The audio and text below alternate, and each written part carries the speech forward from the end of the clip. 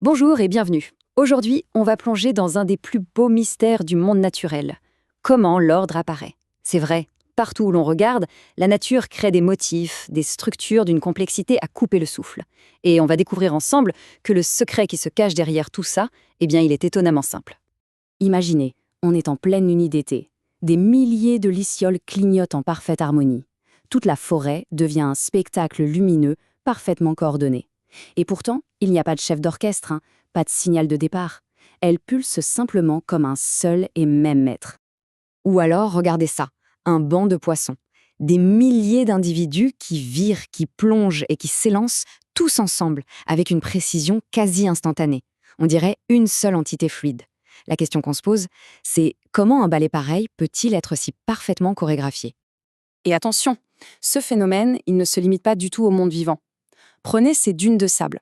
C'est le vent qui sculpte des milliers et des milliers de grains de sable pour former ces ondulations d'une régularité presque mathématique. Chaque grain est déplacé un par un, mais au final, le résultat, c'est ce motif immense à grande échelle. Et pour finir, la coquille de ce cône marin. C'est un motif d'une complexité, d'une perfection. C'est incroyable. On dirait presque que ça a été dessiné par un artiste. Et pourtant, non, il a été créé par un simple mollusque, cellule après cellule, au fil du temps.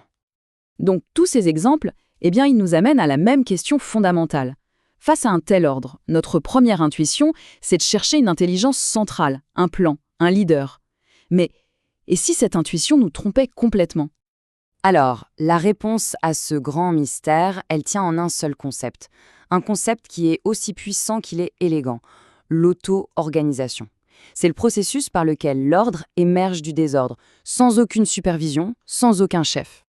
Alors, qu'est-ce que ça veut dire exactement? Le point vraiment crucial à comprendre, c'est que le motif global, il n'est pas programmé à l'avance. Non, il émerge.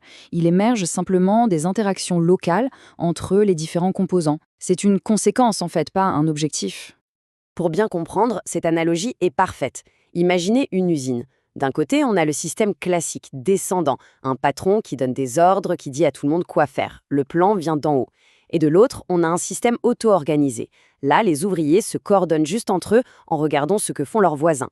Le plan, il émerge de la base, de leurs actions collectives. Eh bien, la nature, elle fonctionne quasiment tout le temps comme ça, comme la deuxième usine. Ok, mais concrètement, comment ça marche? Comment des actions toutes simples et purement locales peuvent-elles produire une structure globale aussi complexe?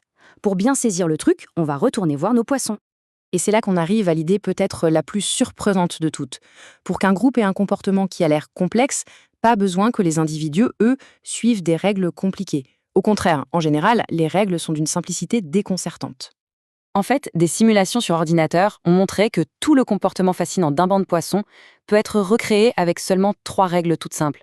Règle numéro 1, essaye de ne pas rentrer dans tes voisins. Logique. Règle numéro 2, aligne-toi sur la direction moyenne de ceux qui sont juste à côté de toi. Et enfin, règle numéro 3, reste près du groupe. Essaye de te diriger vers le centre de tes voisins les plus proches. Et c'est tout. C'est vraiment tout. C'est là que tout se joue. Le truc, c'est qu'aucun poisson n'a la moindre idée de ce à quoi ressemble le banc en entier. Il réagit simplement à ce que font ses voisins immédiats. Mais quand des milliers de poissons appliquent en même temps ces 3 petites règles locales, le mouvement global, fluide, coordonné, il émerge comme ça, spontanément. C'est exactement ça, une propriété émergente. Et le plus fou, c'est que ce mécanisme, ce n'est pas juste pour les poissons. C'est l'un des principes de conception les plus fondamentaux de l'univers, une sorte de recette universelle pour créer des motifs, et c'est un principe qu'on retrouve absolument partout dans la nature.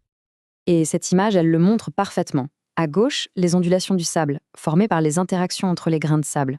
À droite, les motifs sur une coquille, qui viennent des interactions entre des cellules pendant sa croissance. On a des systèmes complètement différents, des échelles de temps différentes, mais derrière, c'est le même principe fondamental qui est à l'œuvre. Franchement, la liste est quasi infinie. On parle des spirales qui apparaissent dans certaines réactions chimiques, des motifs de ramification des myxomycètes, ces organismes un peu étranges, ou même les rayures d'un zèbre, les réseaux de pistes super optimisés des fourmis, la pigmentation d'un coquillage, et même les connexions qui se forment dans notre propre cerveau. Tous ces motifs complexes naissent d'interactions locales et de règles simples. Tout ça, ça nous amène à une conclusion assez profonde en fait, qui pourrait bien changer notre façon de voir ce qu'est la complexité. Cette citation, elle résume l'idée à la perfection. En gros, la complexité, elle ne vient pas forcément d'un plan complexe ou d'individus super intelligents. Elle peut naître de la simplicité, mais répétée des milliers et des milliers de fois. L'ordre n'est pas imposé d'en haut, il pousse, il émerge depuis la base. Et tout ça, ça nous laisse avec une dernière question, une question vraiment fascinante. Finalement, si les règles que suivent les individus sont si simples, est-ce que la complexité qu'on observe vient vraiment d'eux ou est-ce qu'elle vient plutôt de la richesse de leurs interactions avec leur environnement? Peut-être que la nature, au fond, ne conçoit pas la complexité, elle se contente de la laisser émerger.